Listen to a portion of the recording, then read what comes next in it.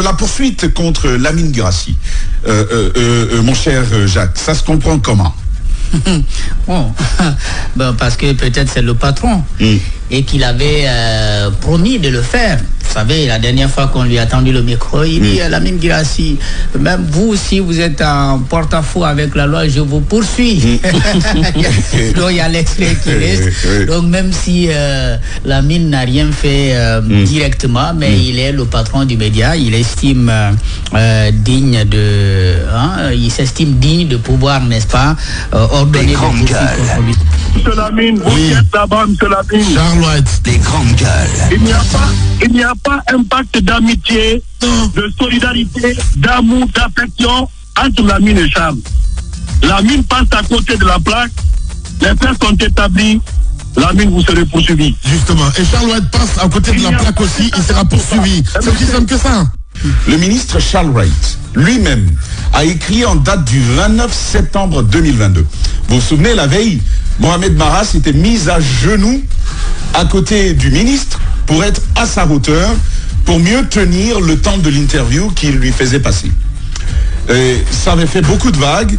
Plusieurs avaient dit que Mara s'était affalé, il avait rendu Charles roi en faisant cet acte-là. Et regardez comment Charles Wright a réagi sur sa propre page.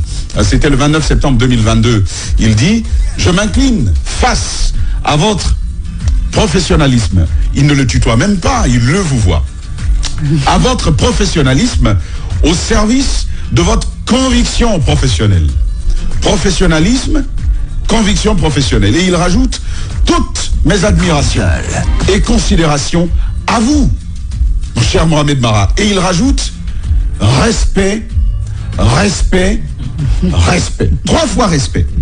Que s'est-il passé entre-temps que du professionnel engagé, mis au service de son professionnalisme et de ses convictions soit devenu ce vulgaire qu'il faut chasser par tous les moyens, y compris par ceux de l'État.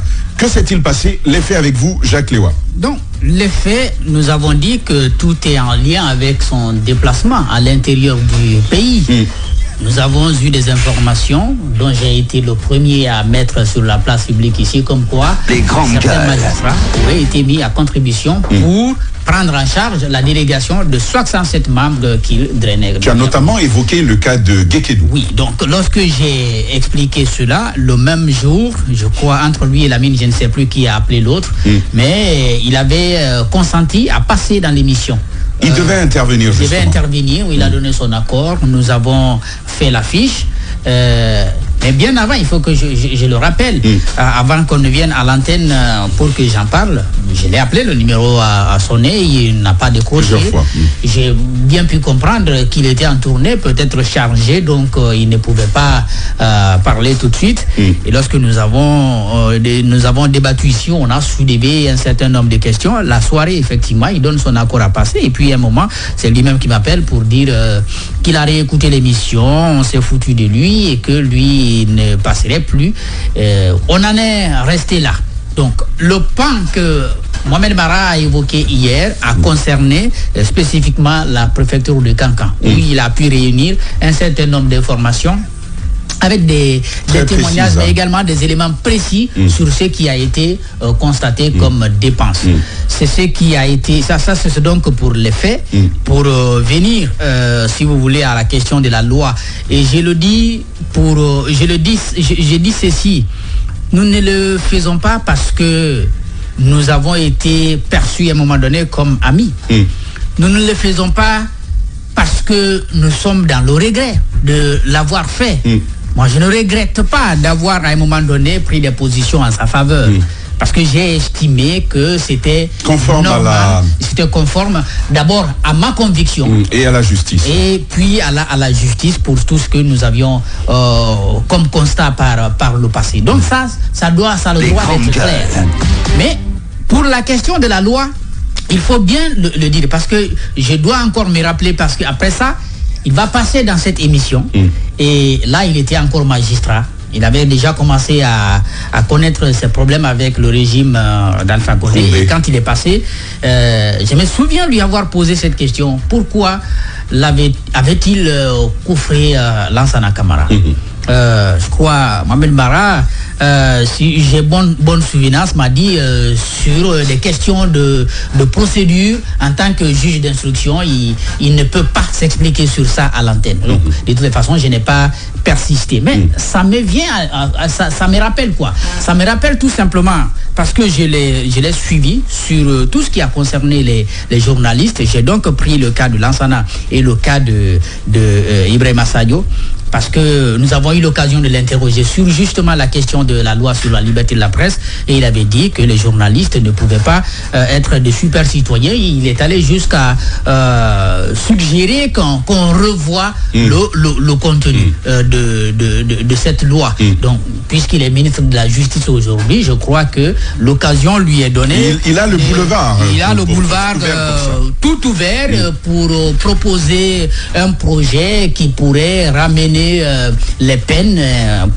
concernant les journalistes. La Guinée ne sera pas le premier pays à le faire. Mais pour l'instant, vu que c'est cette loi qui gouverne notre métier, je crois qu'il peut faire l'effort un peu de la respecter. De s'y plier.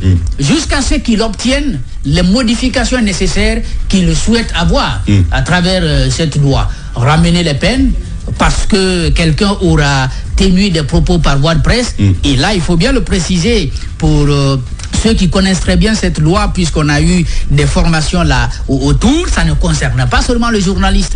Les propos tenus par voie de presse concernent aussi bien les journalistes que ceux qui sont reçus par les journalistes et qui tiennent des propos à travers les médias. C'est pour tout ceci que, tout comme lui-même, c'est toutes ces personnes-là dont les délits, s'ils venaient à les commettre, sont dépénalisés. Alors, si aujourd'hui il fait des injonctions de cette façon, il a le droit, nous le reconnaissons, de ne pas passer par la haute autorité de la communication s'il estime que lui, c'est la voie judiciaire qu'il privilégie, mais tout au moins qu'il prenne le soin de se plier à cette loi. C'est tout ce que nous lui demandons maintenant. Pour le reste, puisque ce sont des injonctions pour l'instant, je crois que la plainte sera portée et Lamine et Mara et nous autres, nous viendrons répondre, et il aura l'occasion de comprendre davantage, et puis l'opinion aussi aura l'occasion de comprendre davantage. Je le dis parce que dans le cas Lansana, jusqu'aujourd'hui, il n'y a pas eu la poursuite, il n'y a même pas eu un effort de la part de l'appareil judiciaire pour dire que les faits qu'il avait apportés à l'époque étaient faux ou vrais. Parce que ce qu'il disait, c'était quoi?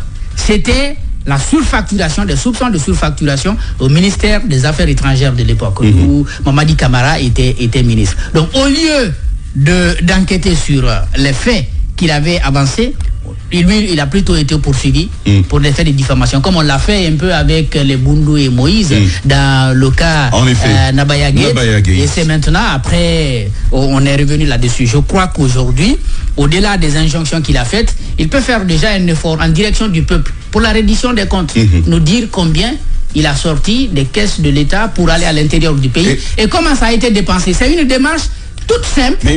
La voie judiciaire peut se poursuivre, mais déjà vous dites au peuple, voici ce que j'ai sorti, voici comment je l'ai dépensé. Voilà. Je crois que ça, c'est la moindre des choses qu'on peut faire aujourd'hui, que de s'appuyer sur des faits de diffamation tout simple. Il faut quand même qu'on replace tout ceci dans son contexte. Tout part de... J'aurais compris qu'on t'ait poursuivi à la place de Lamine. J'aurais compris. Oui. Non, mais je veux dire, en tant que responsable de la télé, j'aurais compris. Oui, et l'autre chose... Et juridiquement, Espace TV est une entité... Là, partant du format, ce que Djiba explique, je pense que le journaliste, lui seul, qui a présenté le sujet, il a la responsabilité... Vu que l'organe sur lequel c'est arrivé, c'est la télé, mais je rappelle quand même que même juridiquement, la télé est une entité à part, distincte de la faux média. Si, bien entendu, parce que je ne sais pas, vous savez, le ministre, il n'aime pas notre loi, il n'aime pas la loi, la L002. D'accord. Voilà, peut-être que lui, c'est sur la base du code pénal, et en ce moment, c'est la responsabilité individuelle. Sinon, la loi sur la liberté de la presse, c'est la responsabilité en cascade. C'est d'abord le directeur de l'information, donc le directeur général, directeur de l'information. Oui, rédacteur en chef, avant de tomber sur le journaliste qui, si vous voulez, aurait été responsable des propos qu'on qualifierait de diffamatoires. Mais par plusieurs fois, il a dit clairement, la loi L002 ne peut pas faire des journalistes de super citoyens. Et c'est pourquoi il ne s'est pas empêché, dans le cas de Lansana Camara, ne l'oublions pas, il l'a coffré. C'est lui qui était magistrat à l'époque. D'accord. Il l'a coffré. D'accord. Juge d'instruction. Donc il l'a coffré. Et je crois que c'est Ibrahima Sadioba qui avait des histoires avec Antonio Soare. Il l'a coffré aussi. Il s'en fout de... Antonio Soare, hein? Oui, il s'en fout de la L002. Antonio Soare, d'accord. Oui. Il s'en fout de la L002. Je crois pas. Et puis... Ceci peut expliquer cela. À travers les médias. Ceci peut expliquer cela. Et à travers les médias, il a dit clairement que les journalistes ne doivent pas être des super citoyens. C'est pourquoi il s'en fout. Il s'en fout par exemple de la hack. Il veut vraiment poursuivre les gens.